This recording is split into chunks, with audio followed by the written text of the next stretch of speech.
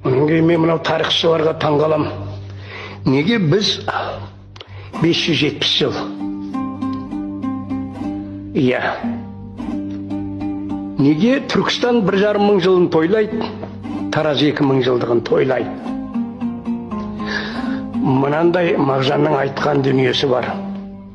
Ертеде Түркістанды Тұран деген, Тұранда ер түрігім туып өскен, яғни мен, сіз, басқалар. Көп түрік еншалысып тарасқанда, қара шаңғырақ қазақтарда қалған жоқ па дейді, міне Түркістан қаласы.